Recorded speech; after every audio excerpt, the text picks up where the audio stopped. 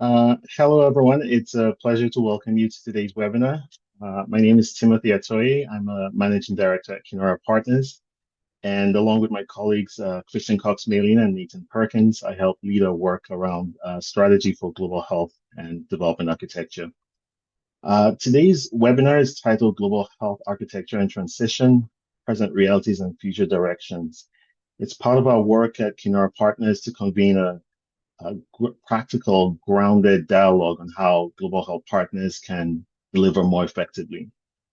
We generally host this webinars about once a quarter. We focus on topical issues and provide some publication to guide the conversation. For today's webinar, we've shared one of our latest publications on the global health architecture in the chat, so please take a look at it.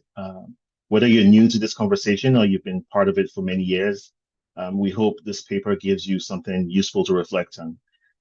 There are many frameworks for looking at the global health architecture, but we start with a simple five-actor framework. We look at some of the things the system has achieved, functions it performs, and then from there we explore some of the shifts that are now underway and what different actors might do in response. That second part about the transition and how actors might respond will be the focus of today's conversation. I'm very excited for today's conversation. Again, I think we've had like over 400 people register, so that's a testament to the excellent panel that we have today. There's representation from global strategy, from multilateral institutions, civil society, country level implementation, and we're just very excited about what we hope will be a very useful and candid conversation. So please see the link in the chat for speaker bios and add questions as they come to mind during the conversation. After the panel, we'll open the floor for like 10 to 15 minutes of questions and answers. We'll take those from your questions in the chat. And so with that, I'm pleased to introduce our moderator, Alex Harris. He's a director at Global Health Advisor Limited. I'll read a short bio and then pass it over to him. He'll introduce the other speakers and kick us off. Alex Harris is a global public health advisor with more than 20 years of experience across government, philanthropy, and the private sector and the civil society as well. Has previously led diplomacy and partnerships at Wellcome, including its work on the ACT Accelerator during the COVID-19 pandemic. He also contributed to the Global Action Plan for SDG 3, and he helped establish the Future Global Health Initiatives project. Alex continues to advise organizations on global health strategy, policy, and partnerships, and his experience will help us connect the immediate pressures facing the system with the choices that will shape what comes next. So Alex, thank you so much for moderating. Over to you. Thank you, Timothy, and thank you again to everyone who's joined. As Timothy said, my name's Alex Harris. It's hugely encouraging to see the level of interest in what might happen to the global health architecture. And of course, it's not entirely a surprise. The change is upon us and more is coming for global health. And I imagine many of you who've joined this discussion are already experiencing some of the impacts from this change and ongoing uncertainty. So where are we on the reform journey and where are we heading? I think 2 or 3 years ago, my sense is it would have been difficult to have found broad agreement on whether the change to global health architecture was necessary. But quite quickly, we seem to have moved to an acceptance that reform is not just inevitable, but actually it's needed. And I see this as a really positive place to be. That doesn't mean that we all agree or that we should try to agree on everything. But I do think we all share a desire for the change we're going through to lead us to a better place. So today, in the next 55 minutes, our panelists are going to share their thoughts on how we can navigate through this period of uncertainty and change and manage to strengthen global health for the communities and people who need it most. And we're starting the conversation today from the simple perspective that the why we need reform of global health architecture and some of the what are largely established, but the how is what perhaps hasn't had much discussion so far. So how can change be enacted in ways that will shift power, resources and decision-making closer to communities and countries? We'll be talking a little bit about the immediate pressures in order to understand the challenges and the tensions that are inherent in any period of reform. And we'll try and leave you with a practical sense of how reform that works for everyone can be delivered. So, that's the sense of what we're trying to cover in the conversation today. So, I'm going to introduce our panelists and we'll get straight into the discussion. So start with Brian Wong. Brian is the Senior Coordinator and Strategic Advisor at the Accra Reset.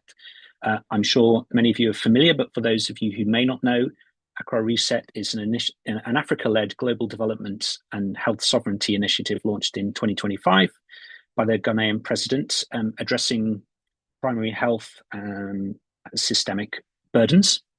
Our next panelist is Edwige Fortier. Edwige is the Deputy Director for Global Health Multilateral Ecosystems at Gates Foundation, where she leads the mobilization of partnerships, financing, and political commitment needed to advance health at scale. Next on our panel is Megan Fotheringham. Megan is a Global Health and Infectious Disease Senior Advisor and the former Deputy Director in USAID's Bureau for Global Health. In that capacity, she's designed and led high-impact global health programs to translate policy into action and building bridges between government, academia, and communities.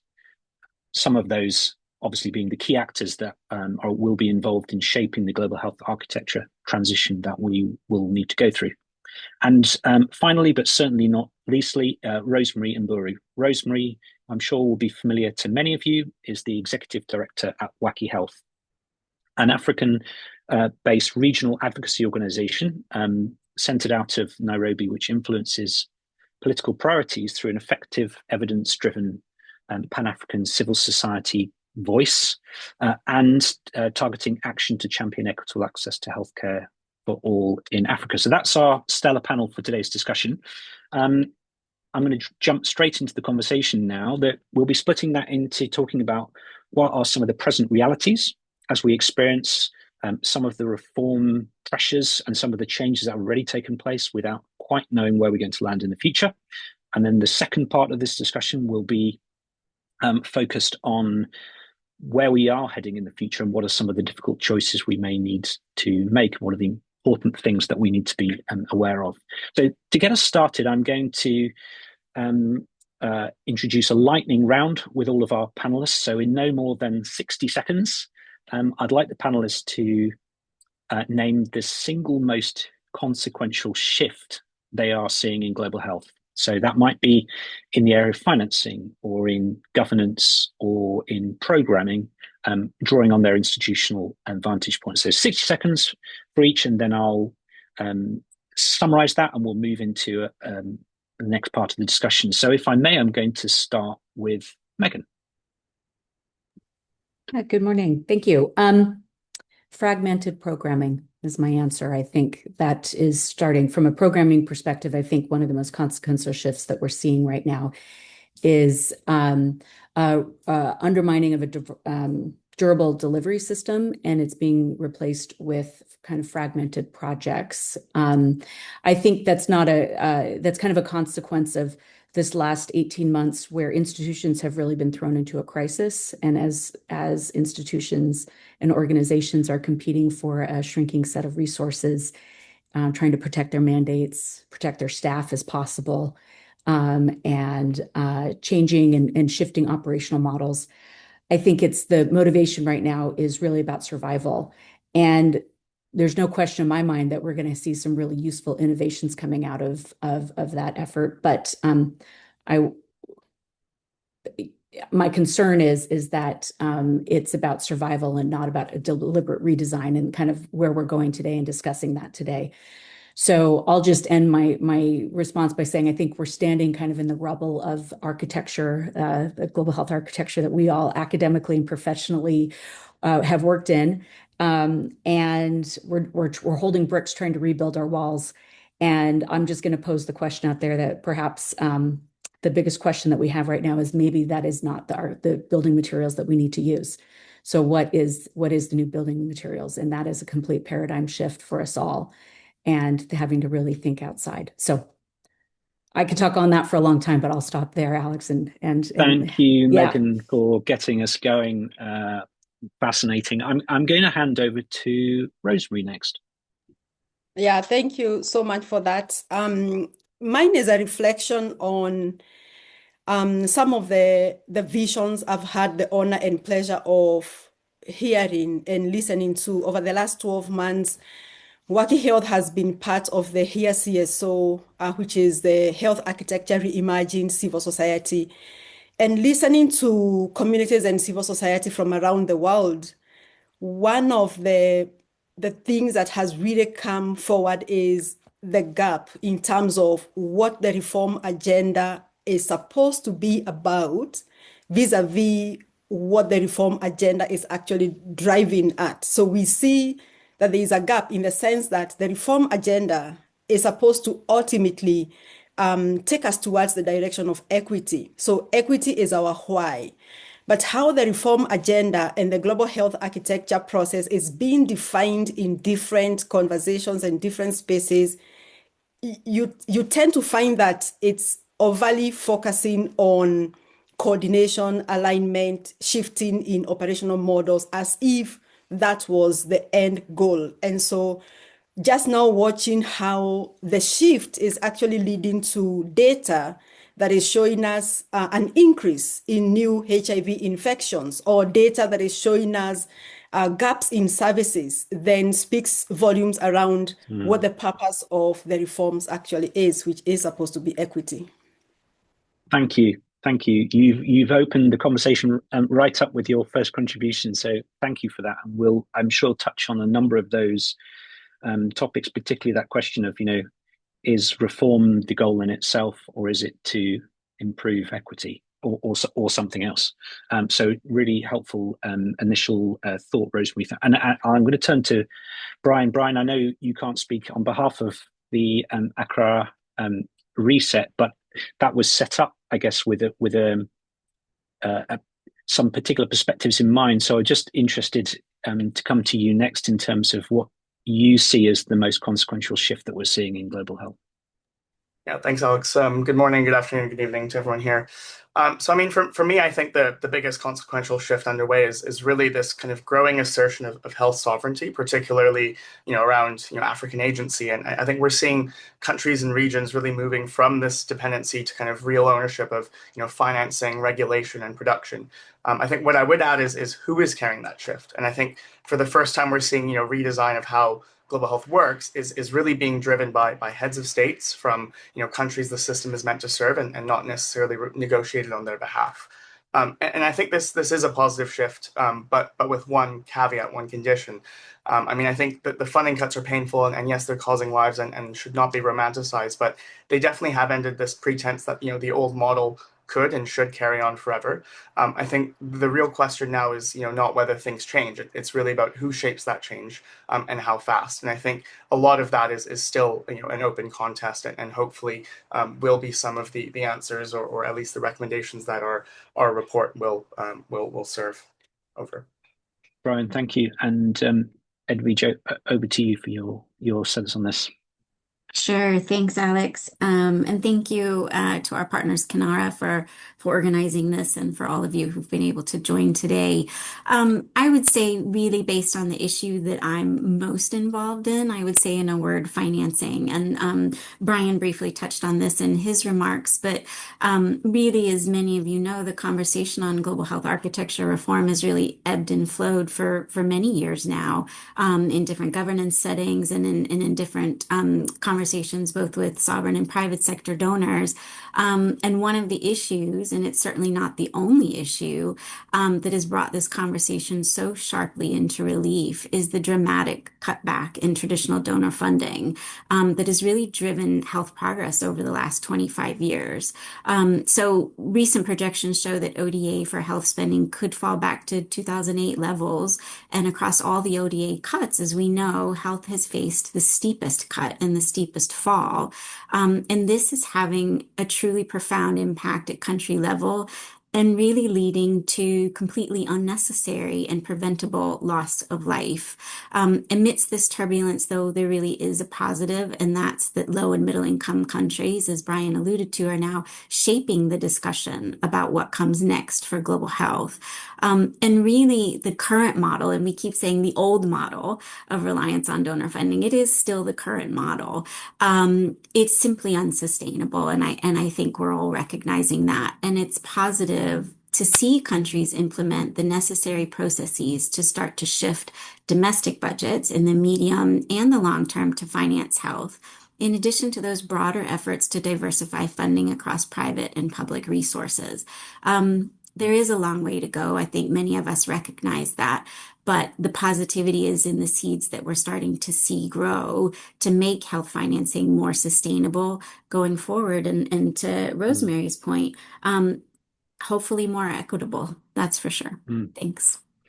Thank you to our panelists for those initial thoughts, and a huge amount to unpack, some of which we won't be able to do today. But I really want to touch on a couple of things that were mentioned. One, that sense that, and I mentioned it in my introduction, that I think we are now in a place where people acknowledge that we can't keep the system that we have, but there's a lot at stake. And it's really important that we get it right, that we're thoughtful. But also, to Brian's point, the question around can we be thoughtful and get it right, but also move quickly? Because we are in this in-between phase where we don't have the resources that we used to have. We don't yet have the new structures and that we need to move to in the future. So I'm going to just touch on a couple of questions. And I'd like to start, Edwige, on just going back to you on that financing point from the Gates Foundation's position. And you're a significant, and have been for many years, a significant supporter of organizations like Global Fund and Gavi and Global Financing Facility. What's changed the most for those institutions, or those supporting those institutions, in terms of how they're financed and governed over the last year, and what does that mean for the countries? And you mentioned that kind of positivity of countries having more of a say and getting more of a voice in these discussions. Great. Thanks, Alex. And it's a really important question. As I said, none of these institutions have been spared the cutbacks in global health financing, both with the Gavi and the Global Fund replenishments that took place last year. Each organization fell short at least 25-30% of their funding goals. And this is new terrain for all of us. The GFF, however, who's had a really positive start to its resource mobilization efforts earlier this year, began by securing $800 million towards its 26 goal, but it's highly likely in a similar way this organization will need to operate with reduced funds going forward.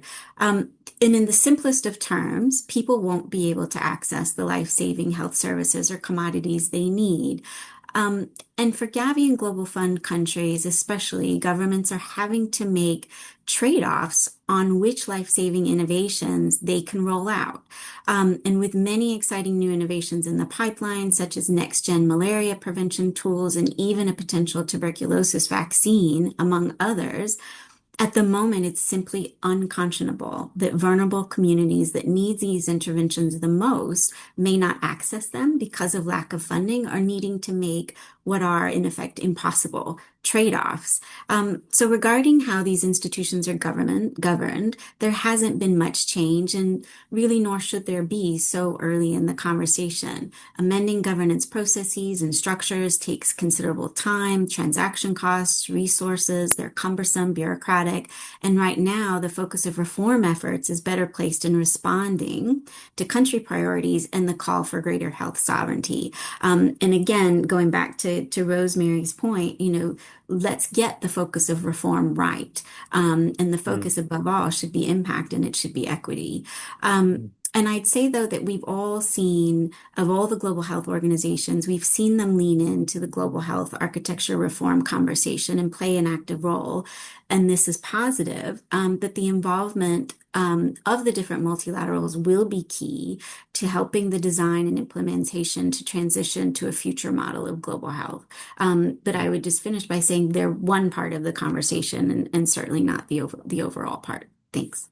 Yeah, thank you, Edwige. And Brian, if I may just kind of get your views on this in the sense the same question, or some of the things Edwige was touching on, this sense that we need to get on with the work of designing what comes next, or what the future should look like, whilst continuing to drive forward and implement what we have. What's your sense about how that task can be done in a way that, you know, drives and delivers the benefits that communities and people who need it most can get it, but also recognizing that we are resource constrained, and so how those resources are used to do that, whilst also trying to find the time, space, people, conversations, etc., to imagine what the future looks like. What's your perspective on that? Yeah, it's great question. I mean, I think we really need to be kind of looking at where change can start now, and kind of what these low-hanging fruit might be. I don't, I think we've done enough diagnosis. There's enough on the table already. I don't think we need, new laws or new institutions, but I think there's things that we can do in countries right away. I think that the paper that Kinaura Partners has shared has kind of told the story about Rwanda, and how where every outside partner is kind of lined up behind one national plan under government leadership. Each funding cycle has really strengthened the system instead of fragmenting it. And I think being able to repeat those kind of good practices, one plan, one budget, one set of reports, these kind of things, that is one of those things. I mean, I think another is kind of around, amongst big funders and agencies. I think, working jointly together, meeting together, deciding together, sharing administrative machinery that's currently being duplicated. I think, that's another kind of low-hanging fruit I think we could do. And I think another one's around kind of moving real weight to regional institutions. And I think, rooting kind of larger shares of funding, maybe through, regional bodies, because, capability, I think, is really built by doing, and not by waiting to be declared already. And I think that can start with kind of the next funding decisions that happen. Next, I think, thank you. Kind of around, sorry, Brian, do you mind? Sure. Sorry, Brian. I just want to make sure I bring in Rosemary and Megan, and just to build on that, Megan. So sorry, Rosemary. Could you just share, and very briefly, if you could, from the work that you're doing with Wacky Health, how are African civil society organizations experiencing this shift, and where are you seeing them gaining influence and traction, and where is it still harder than you'd like it to be for them to have a voice and be part of the right conversations and make their best contribution? Yeah, so one of the experiences is how you see in many conversations, it's like the narrative is pitting sovereignty against solidarity, where we truly desire to move towards greater country leadership, greater domestic leadership through the sovereignty agenda, while at the same time recognizing that there is a place for the solidarity that has led us to the impact that we celebrate now. Certainly, there is a lot to reform and to make that space work. But I think it's really continuing to shape the narrative to say that even as we talk about sovereignty, it's not about cutting the ties or disengaging, but how can we continue in solidarity, but where implementing countries or high burden countries are in greater control of health decisions at the country level. And certainly also understanding the role of multilateral, partnerships and platforms at the country level, which has really been the characteristic of the global health institutions, making sure that we are advancing inclusive governance at the country level, where communities and civil society can also be part of decision making, which is not what we've seen with the G to G kind of conversations that we've witnessed at country level. Yeah, thank you. And Megan, I'm going to come to you just for a final thought. I really like, Rosemary, your point around sovereignty and solidarity not being, if I'm hearing you, like not mutually exclusive. So we can have both, and we don't need to, in the move to greater sovereignty, we don't need to necessarily kind of undermine or break down the solidarity that has got us to where we are today. Megan, from your perspective, kind of this being within institutions, how do you see that? I was thinking about your term about, do we have the right building materials? What just very briefly, if you may, just so I can move us to the next section as well. Could you just say a little bit more about that? What is your view? Do you think we have the right building materials to create what we need in the future, or is it about using those materials to leave us with what we need to keep at a global level and building with different materials for what regions and countries need? Yeah, this is the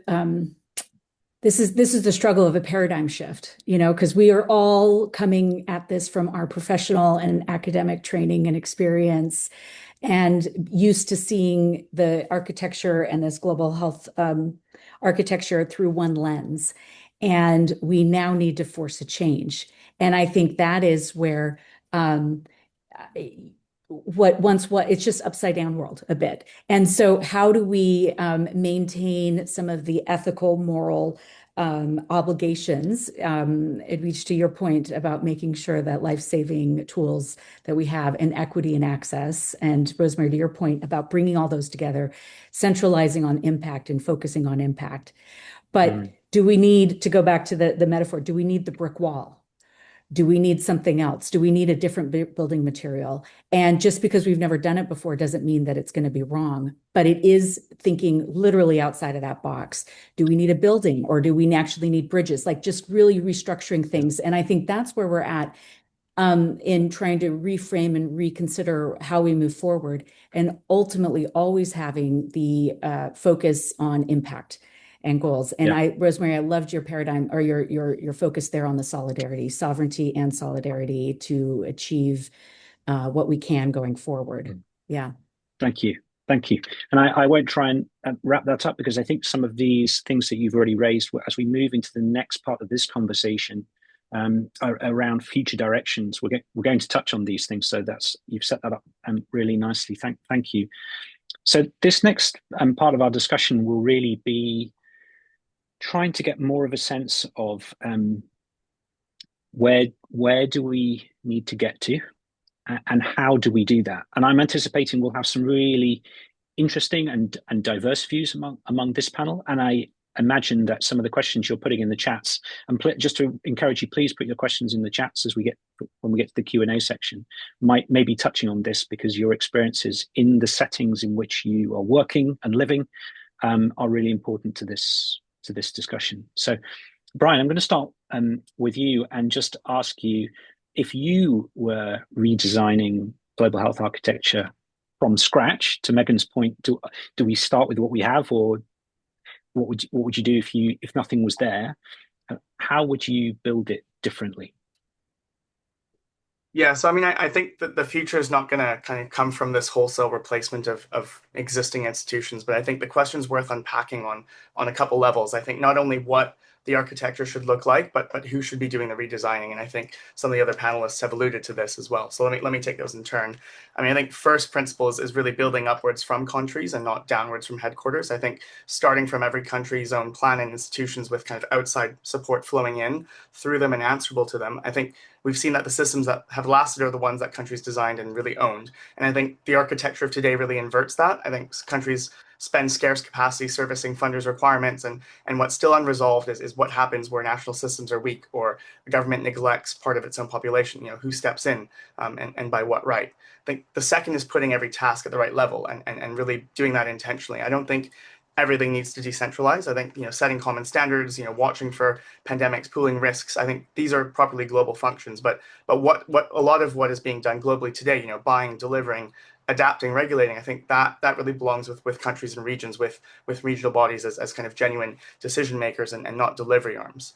Thirdly is on kind of having fewer institutions, and I think each with an expiry date. I think instinctively we think about preservation, protecting functions, keep the markets working. I think it's necessary, but it's not sufficient. And I think the original flaw of the system is that nothing was ever designed to end, right? I think so built from scratch. I think every organization would have a really clear purpose and a measure of success, and a really inbuilt plan to hand over and close when the job's done.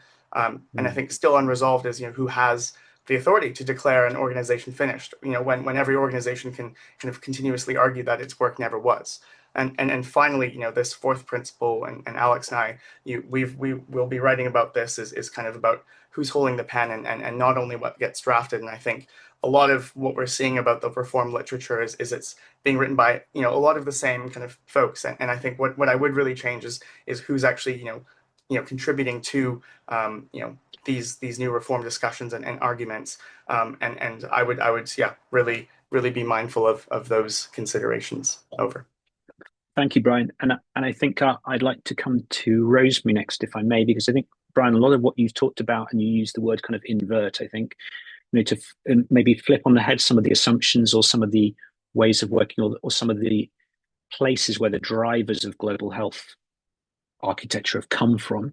I think we're to some degree or another, we're all saying it's got to be the countries, or the countries have to have a much bigger say in this.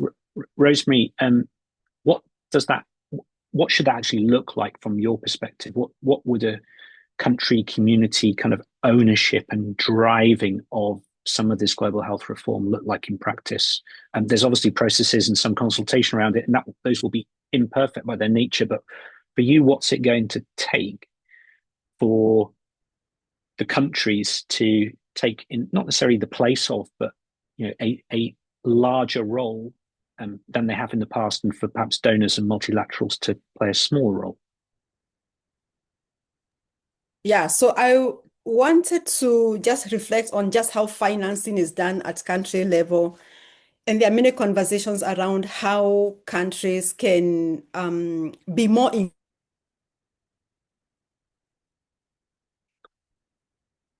control. Have articulated the shifts that have to work. But I want to focus on the fact that as we talk about country ownership, country leadership, one of the things it's going to take is an understanding that doesn't mean government leadership alone, that we are talking about all whole of society, including communities and civil society, including parliamentarians. And I say this because if countries are going to turn around the health situation at the country level, we will need to think about the role of communities in reaching the last mile, the role of communities in defending the civic space, the role of communities in bringing lived realities and experiences to decision making at the country level. And that is going to be very important in ensuring that we are not just reforming and saying countries in the lead, but we are actually also thinking about equity, who is being missed by health systems. Yeah. And is there anything in the way?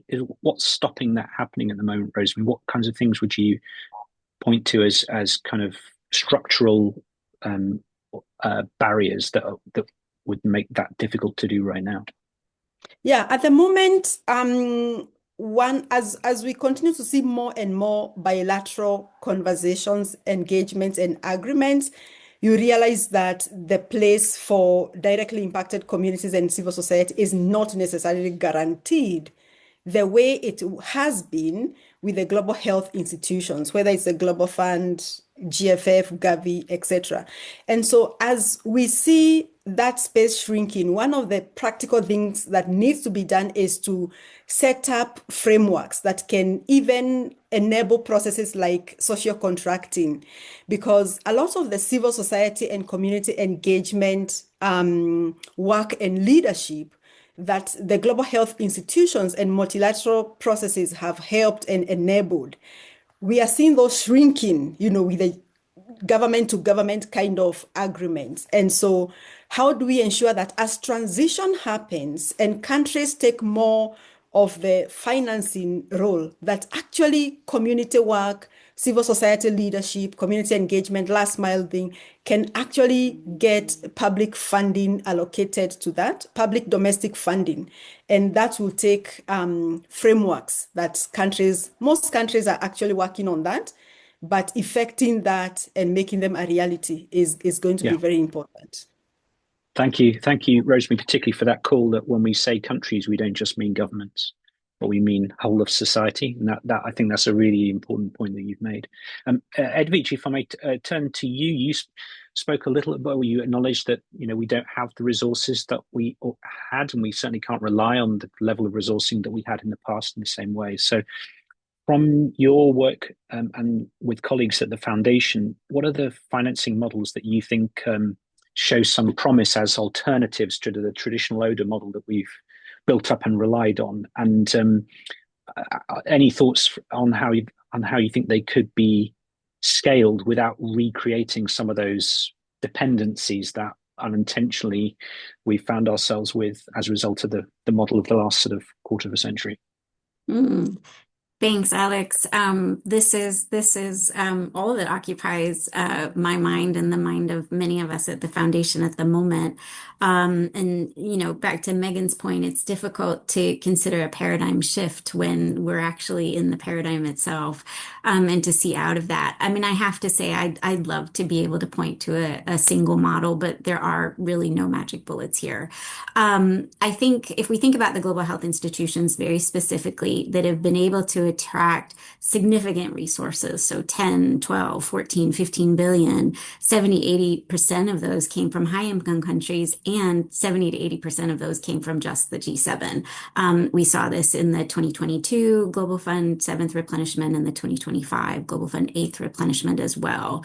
And given the sharp declines in ODA that I referred to and others referred to earlier, our only solution really collectively is one, to defend ODA. And this is really about not letting donors off the hook. Higher income countries do need to ensure that we see and continue to see strong health impacts. But at the same time, we also need to diversify and really look across all possible channels of additional funding sources. So this includes specifically philanthropic and blended funds, financing partnerships, and domestic resource mobilization in particular, and financing for health. And one of the things that really stood out for me was at the World Health Assembly side event that Brian's colleagues with the ACRA Reset led. President Mahama stated that there was approximately $2 to $3 trillion available in programmatic financing on the continent, but a limited pipeline to be able to inject and execute those funds into different countries and regions. And so that really gave us pause, and it continues to give me and my team pause. So this requires those of us who are in the financing space to think beyond financing for individual institutions the way we've done so in the past, to think beyond individual diseases like malaria, in order to attract more diversified investments, both from private and sovereign sources. So just as an example, or a quick example, at the Gates Foundation, we're taking a different approach to our advocacy and to our financing. And it's really an approach that allows us to raise visibility and resources for not only one programmatic area like immunization or one disease like malaria, but across multiple programmatic priorities. And an example of this is our work around maternal and child survival. That allows us to look across MNCH, family planning, nutrition, immunization, malaria, HIV, polio, rather than just driving donors and financing towards one issue. So I'll just finish by saying this allows us, and we must continue to hold donors accountable, not let them off the hook for funding critical health outcomes, and to really collectively dig our heels in, step out of our paradigm to diversify to a wider spectrum of potential sources of financing. I'll stop there. Thanks, Edwige. And if anyone had joined the call hoping for a magic solution, I'm sorry that we don't have one to propose. However, I think we can all acknowledge what you've described, Edwige, which is we're certainly not in a place where we can afford to, or where it will be sensible for us to let the current donors off the hook. But we do need to apply positive pressure and encouragement, particularly, and this is a personal perspective here, on domestic resource mobilization. But fascinating your point about is it the money, or is it the pipeline and the investable projects, and a combination of the two? So that's something maybe we'd come back to. I'm going to turn it over to Megan, and then just while Megan's making her contribution, just to say to the other panelists, I'm going to be asking you to end this section what's the one change you think this audience should be watching out for, or that you'd like them to insist on in their work in the coming 12 months? But firstly, and briefly, if you can, Megan, at the institutional level, rather than kind of the programmatic level, what have you got an example of the kind of structural change you think may be necessary to ensure that the architecture that's going to emerge in the next few years is future-proof? Because obviously we've built institutions, they've grown in size, as have the programs that they've been implementing. But perhaps be interesting to hear your thoughts on if there are changes that you think could be helpful and make a positive contribution to the architecture that we're going to end up with in the years to come. Yeah, yes, and I think here I am speaking on. I can only speak on my own behalf here, but given my career's experience as a donor and within that system, I just wanted to kind of pick up on Ed Beach's last points. There, I think, are two areas that we as a community need to really push hard on and push donor interests on. First, what I believe is that the future architecture really needs to be multipolar and diversifying and just not concentrating the power structures in the system. We need to take advantage of the technology and the capability that is coming, that we have, and the tools that we have here, and be much more clear and transparent about the authority and where the accountability is going to be sitting. So breaking that down a little bit, I think it's really important to change the power dynamics. We've talked about that this hour, and I couldn't agree more with changing the power dynamics of being able to center and focus countries, and to Rosemary's point, communities, the whole of country into the driver's seat. I think one example of the power that countries and LMICs are having right now is just an example of the pathogen access and benefit sharing negotiation that's currently happening as part of the pandemic treaty. But that is there is a lot of power and just speaking from an infectious disease perspective of being able to, there's a lot of data, there's a lot of information and access to pathogen information that benefits the entire globe. And when it is occurring and happening in your country, there's a lot of power and important structure to maintain and to negotiate for access. I'll finish with my other point is that I think we just need to be very honest about how foreign assistance in ODA is very transactional, and it always has been. And I think the experience of the last 18 months has taken off any guise that it was a benevolent foreign assistance. And from my perspective, foreign assistance at USAID was always very transactional and driven and funded because it met United States foreign policy interests in various ways.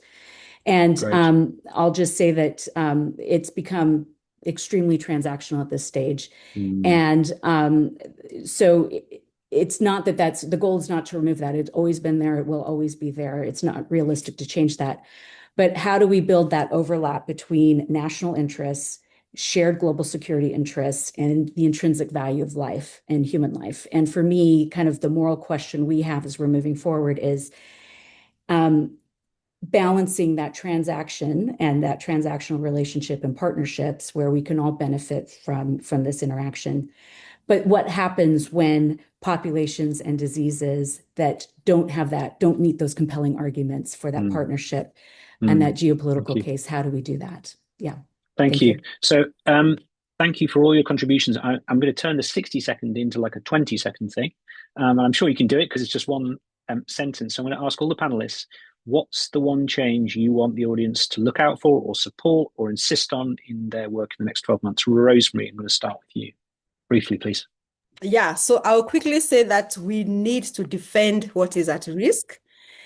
And one of the ways to defend what is at risk is speaking to strengthening of accountability mechanisms, whether it's through communities and civil society accountability, whether it's through members of parliament, but all the plans, the compacts, the agreements that we are coming up with really need a robust accountability framework And the more we move away from multilateral agreements to bilateral agreements, the more reason why we need to figure out the accountability piece. Thank you. Thank you. Brian, over to you. So, I mean, I think it's a really exciting time. I think there's several reform conversations happening at the same time, which has never happened before. You know, the political calendar is unusually favorable with a lot of kind of big changes happening, and countries aren't waiting. So I think one thing that I think needs to change, and that should be watched for, is what heads of state put their names to this September, and then really insisting that 12 months on that it's actually changed something concrete. Whether it's one plan, one budget, one report under government leadership, because I think if we hold meetings about countries that never actually reach them, nothing else we redesign is going to matter. Yeah. Thank you. Edvish? Yeah, I don't think so much that it's one change, but I think really the demand for change needs to remain to hold everyone accountable. We've had a lot of really good early thinking on global health reform from various initiatives and, really going back to 2017, 2018.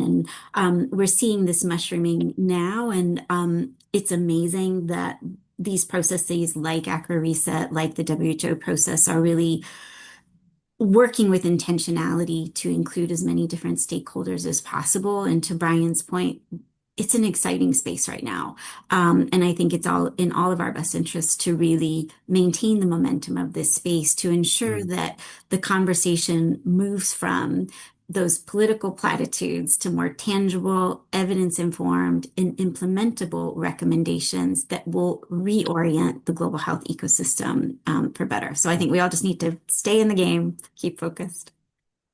Thank you, Edvish. And Megan, super quickly, Yeah. if you don't mind, and then we'll get to the Q&A, because I know that's what people will be waiting for. Thank you. Impact and access. I mean, so everything that we do must remain focused on impact and access. Yeah. I'll stop there. Thank you. And you've given us so much to think about. And as always, these conversations can never provide all of the answers. But I hope for those of you who've dialed in and stayed with us, that you found this conversation at least giving you things to think about, things to take away, maybe to discuss with your colleagues. From my perspective, just to very briefly, I think I'm hearing, but it's maybe I'm inferring, it's not explicit, but I am hearing a little bit of tension maybe between how much do we need to keep what we have and move very carefully and I guess cautiously, and you can understand why we want to do that. Perhaps contrasted with the sense that maybe we will end up with a system that doesn't use much of the materials of what we currently have, and therefore, can we do these two things together? Are they mutually exclusive? Do we need to kind of move only stepwise? Can we move in parallel? So that's just a question I'm not going to pose to the panelists because we don't have time, but just share that, my sense through this conversation that I don't think either approach are necessarily the only approach, but it feels to me like there's people tugging from either side, and let's see if they meet in the middle and we find a kind of harmonious way to both the donors continue to provide their support whilst countries really drive the agenda and kind of invert the incentives and where those incentives have come from. So in the last couple of minutes, we're going to turn to some questions, and thank you so much to everybody who has sent those in. So I'm just going to summarize a couple of those as questions and then share them with the panelists. So these are, I'm looking at my other screen for these, around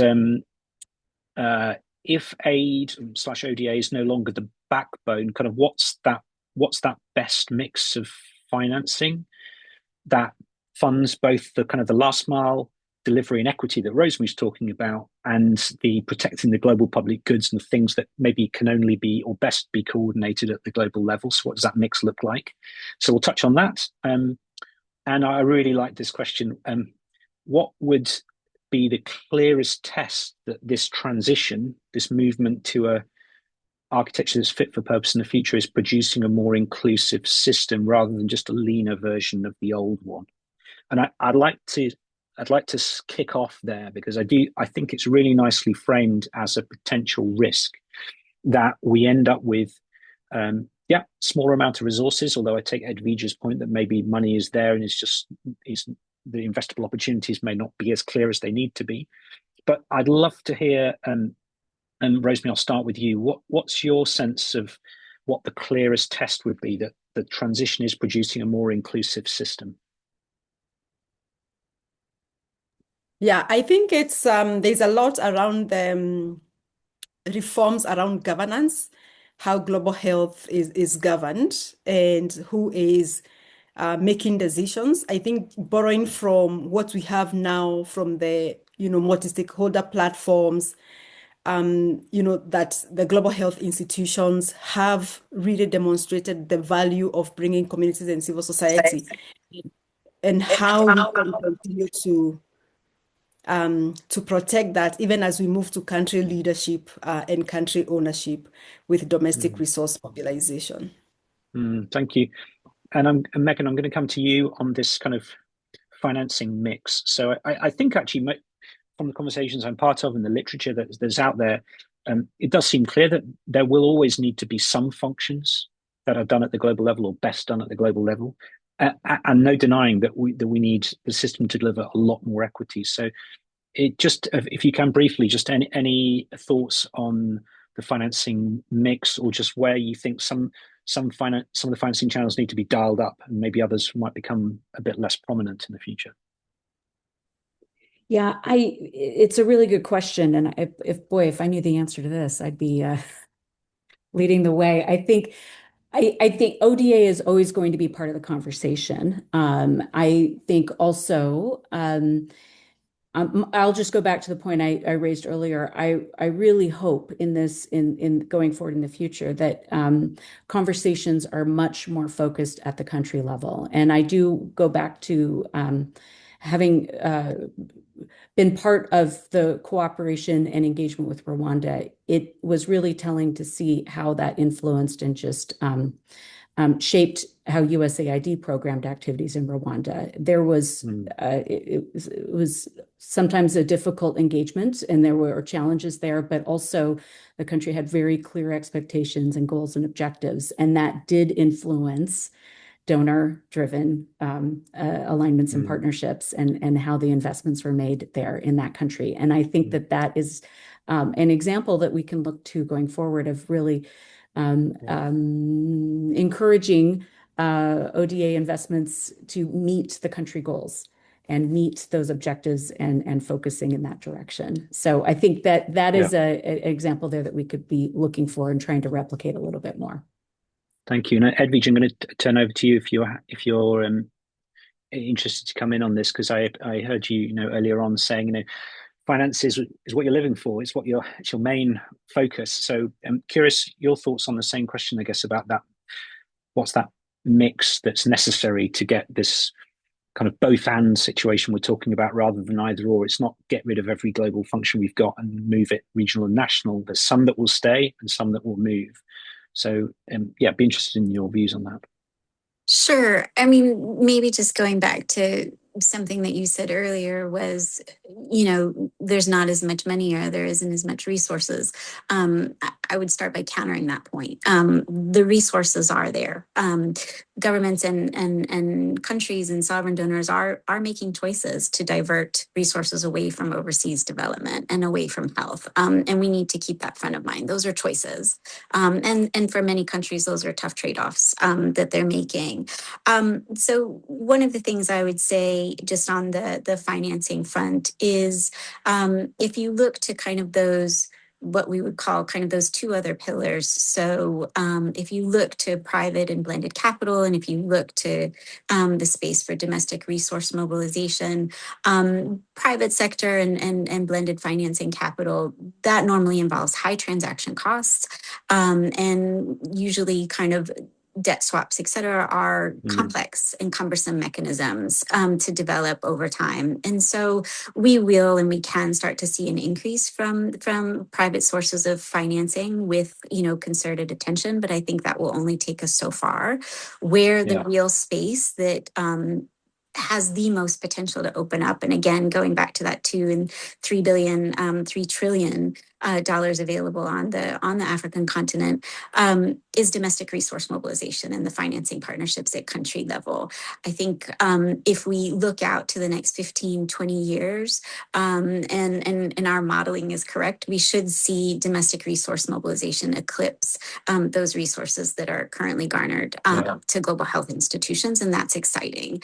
The last thing I would say, just to close, is you're absolutely right. There are certain functions that can and should be maintained at global level, and there are certain functions that should be further capacitated at regional and at country level. And I think both the ACRA reset and the WHO process are really trying to understand what are those different functions and where can they be led. And I think that's where the conversation gets to the real meat of how some of these implementations can be shaped and can be implemented. Thanks. Thanks very much. And Brian, I'm going to come to you last, and I know you can be succinct with this and help us land on time. So that question, another question that I'd love your take on is around how the next model is designed so that the sort of shared functions and accountability is not just countries and communities saying, okay, right now we're going to have to implement these priorities, but them actually shaping those priorities, and what kind of a difference is that from how things have been? Yeah, so I mean, I think I'll start by naming the trap, and I think that's that almost every reform so far has kind of widened who's consulted, but not who decides. So I think if we want to actually, an actual shared function and shared accountability, I think a few things need to be true. I think, priority setting needs to happen before the money arrives and not after. I think right now, priorities are often mostly set by what funders are willing to earmark, and then countries kind of respond to that menu. But speaking back to this inversion, I think a shared model will flip the order. I think countries and communities first set the plan through their own institutions and financing, whatever that blend looks like, aids, loan, domestic budget, that, and then financing has to then align to it. I think next is that accountability needs to run in both directions, not just downwards. I think countries are endlessly held accountable to funders for how money was spent, but I think a genuinely shared model needs funders equally accountable to countries, for showing up on time, not just attaching last-minute conditions and things like that. And finally is that community can't just mean national government and stop there. I think, and Rosemary's alluded to this, is that country ownership is really necessary, but it's not sufficient on its own. We really need this kind of shared function model, which has a real resource role for civil society and community organizations in country, not just as a consultative add-on, but really as a part of who holds funders and governments both to account. Thank you. And I'm sorry I've had to rush some of you, and it's been really rich, and we've got a huge amount there. I just want to say one thing before I hand back to Timothy and we wrap up at the top of the hour. The thing that really strikes me from all of this is, and I mentioned it earlier, is this tension. So Megan, you talked about, sort of fragmented programming. And I think this sense, or this anxiety, and I think it's grounded in some reality of further fragmentation is real. So, will we end up just pulling things apart with the pressures? Some of those pressures and drivers are really, really positive. So it seems to me that we have a job to do here, which is really tricky and complex, which is how do we hold together what needs to be held together, reducing and limiting that fragmentation where lives can be lost and where we can lose some of those gains, whilst recognizing we can't keep everything as it is. And that strikes me that is at the kind of at the broadest level, the trick that we're trying to pull off here. And I hope for those who've been listening that you've got more of a sense of what some of those dynamic tensions are from the different perspectives of funders, institutions, civil society, et cetera, et cetera. So I want to thank you for our panelists for their time and contribution so much and for this discussion. And with that, I'm going to hand back to Timothy from Kinaura to wrap us up. Yeah, just a huge thanks to everyone. Alex, thank you so much for moderating this just really exciting conversation. Brian, Edwige, Megan, Rosemary, just appreciate just the insight that came in this conversation. I also want to acknowledge the audience. I think we had a really engaged audience. It was just a lively conversation in the chats. So in the coming weeks and months, we'll have a few publications based on the reflections and questions, especially those we didn't get to in the meeting. So please keep an eye out for that on our official Kinaura LinkedIn page and website. Also, just to note, we'll send a follow-up link with the recording of this session, the official paper, and some of the resources that were referenced by our panelists in the meeting. So please keep an eye out for that, and feel free to share with your networks. And then also, just before you leave, there'll be a short survey that'll pop up on your screen once the webinar ends. It only takes a few minutes, and it helps us improve. So please complete that. If you're interested in working with Kinaura Partners, you want to learn more about what we do, our contact details are on that slide that's on the screen. So please reach out. And we hope you'll stay connected with us and join us for our next webinar. We'll send details once they're confirmed. Thank you all so very much for joining us, and see you at the next one.